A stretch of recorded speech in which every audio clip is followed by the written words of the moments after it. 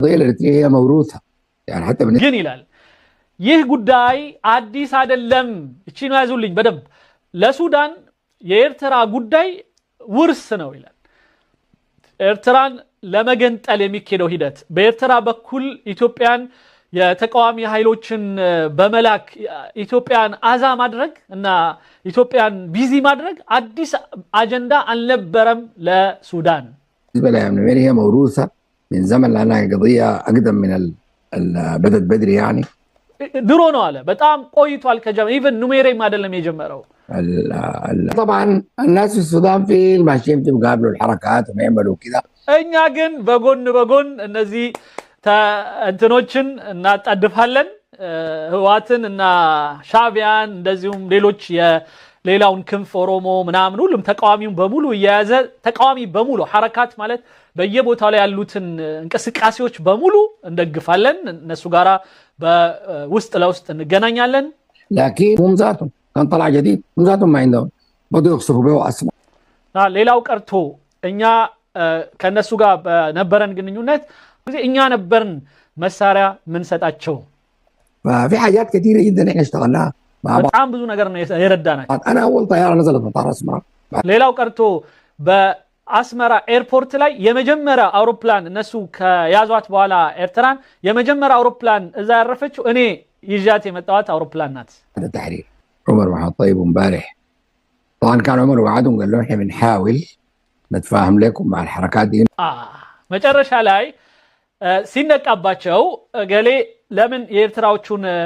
ተቃዋሚ ታገኛለህ ለምን የገሌን ታገኛለህ የሚለው ላይ ይሄ ሰው እንደ ተነቃባቸው ሲያረጋግጡ እኛኮ ለማስታረቅ ብለን ነው እነሱን ምናገኛቸው ብለን ወጣን ይላል።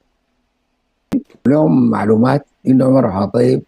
كان عنده اجتماع مع ناس جبهة الشعبية لتحرير اريتريا ከዛ በኋላ በቃ በገሌ ጋር ከገሌ ለምሳሌ ከሻዕቢያ ጋራ ስብሰባ ነበረው ተብሎ ከቆንስላ ውስጥ ወይም ከሱዳን አንድ የሆነ ባለስልጣን እንትን ከደረሳቸው በዚህ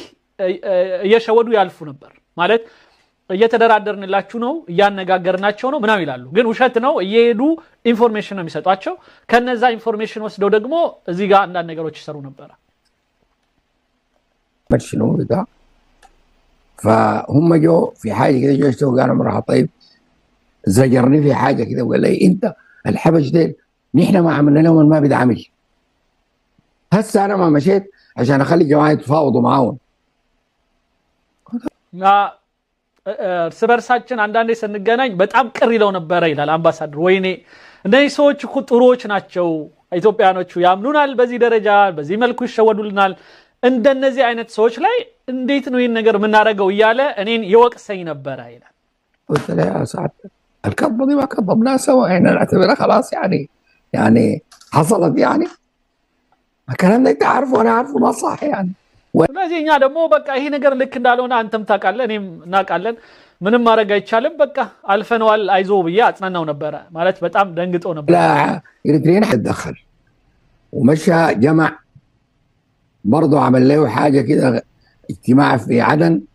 جاب منجستو جاب اليمنيين ይሄ በተለይ ከሱዳን ጋር የነበረን ነገር በተመለከተ በጣም ከኢትዮጵያ ጋር ሱዳን እኛ የሸወድንበትን ሂደት በጣም ያበላሸብን ቀዛፊ ነው ይላል። ጋዳፊ ምንለው ሌሎቹ ይህ ቀዛፊ ወይም ቀዛፊ ወደ የመን ሄዶ ከየመን ግሩፕ ጋር በተለይ ከደቡቦቹ ጋር መንግስቱ ኃይለ ማርያምንም ይዞ እነዚህ ትግራዮችንም የመሳሰሉ ለመምታት የሄደበት ርቀት ነበረ። وبدوا اليمنيين متورطين معهم فجر قذافي هو عمل حلف عدن ናም ቀዛፊ ወይም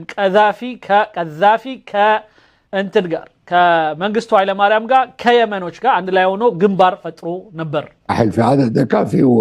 منجستو من ضمن اجازه انه لازم يساعد جون جرن ويفتح جبهه كبيره جدا في السودان እንደዚሁም ደግሞ በዛ በኩል ጆን ጋራንግንም ደግሞ በኢትዮጵያ በኩል መንግስቱ ኃይለ ማርያም የሊቢያን እርዳታዎች ለጆን ጋራንግ እንዲያደርሱ ማለት ነው። የሊቢያና የሱዳን ጸብ ማለት ነው። وبدل اعداء زي ما ذكرت لكم المره اللي فاتت واستمر على كده. فالنقطه دي كانت مهمه جدا انه كان في يعني شويه براح في العلاقات. በዚህ የተነሳ በሱዳንና በኢትዮጵያ መካከል የነበረ ትንሽ እንኳን አንዳንድ ሸውድበት የነበረ እንትን ሁሉ ጠፋ ሙሉ በሙሉ ተጣላ لا الرؤيه اللي بيتكلم عنها ياسر زيدان وسالم الرؤيه والبوليسي وهل كل الناس مشاركين بعد الاجتماع بتاع القياده العامه ده كان كل الناس خلاص اتبنت الرؤيه دي ስለዚህ እኔ ያቀረብኩት የመንግስቱ ኃይለ ማርያምን መንግስት መጣል የሚለው ፕሮጀክቲን በወቅቱ ነበረ ያጸደቅኩት ይላል ወዲያው በመንግስት ውስጥ ያሉትም ሌሎችም ሌላ የሚሰሩትም በሙሉ በቃ መንግስቱን መጣል የሚለው ነገር ላይ ከኔ ጋራ ተስማሙ لكن في ناس بيمشوا يلخبطوا بينهم ግን አሁንም ቢሆን የደህንነቱ አካል ውስጥ ሆነው አካሄድ ላይ በተመለከተ ከኛ ለየት ያለ አካሄድ እየሄዱ ይበጠብጡን ግን ነበሩ عندنا على الفاينل اوفنسيف في اثيوبيا ከዛ የኢትዮጵያው ይሄ የህገ መንግስት የመጀመሪያውን ጽፈን ከጨረስን በኋላ ያሉ አሉ የተወሰኑ ደግሞ የነበሩ አሉ انا في الناس متعلمين نقرر كيف المؤتمر ده يمشي በተለይ የኛ ስራ የነበረው እዛ ውስጥ እንዴት ነው የሚያደርጉት እንዴት ነው ህገ መንግስቱን የሚያረቁት የሚለው ነበርኛ ስራ كانت الكرايتيريا اذا اذكر اثيوبيا دي قبل سقوط المجلس كانت مقسمه لاقاليم اريتريا تجراي በፊት ኢትዮጵያ ይላል እዩት የክልል አከፋፈሏ የተለየ ነበር አለ ኤርትራ ምናምን የሚል ነበር اقليم ولو اللي هو ولو ده امحره ያው አማራ ውስጥ የከተቱት ጎንደር اللي هو امحره ከዛ ጎንደር የሚባለው አማራ አለ ጎንደር ለብቻው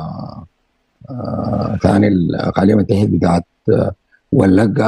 ከዛ ወለጋ የሚባል ነበረ ወሲዳቱ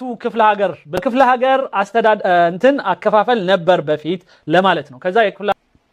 ሲዳሞ دي بتاعت الاقليات السوداء كده فده عملوا እንግዲህ ከዛ ውስጥ በጣም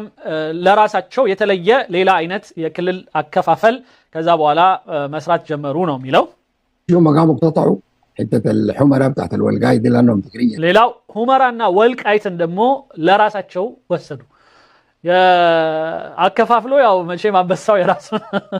ወደ ድንበር የሚያወጣበት ከሱዳን ጋር የሚገናኝበት የሆነ መስመር ያስፈልገዋል ከኤርትራም እንደዛው ስለዚህ ወልቃይትና ሁመራን ጎረሷታል سبيكينج وضافون لتيغراي بقى عندهم اكسس وحدود مع السودان وده اصله كان هدفهم الاستراتيجي ስለዚህ ይሄ ደግሞ እነዚህ የጀብሃ ሻዕቢያ ለታህሪር ትግራይ የትግራይ ነፃ አውጪ ብለው የተዋጉት ህዋቶች ደግሞ ዋና የስትራቴጂ አላማቸው ደግሞ ይሄ ነው አንደኛ ከሱዳን ድንበር እንዲኖራቸው ከኤርትራም ድንበር እንዲኖራቸው ይፈልጋሉ ስለዚህ ወልቃይት ሁመራ ምናምን የሚባለው ነገር ለራሳቸው አካተቱት ይላል ይሄ ታሪካዊ የሆነ በጣም የሚገርም ንግግር ነው لكن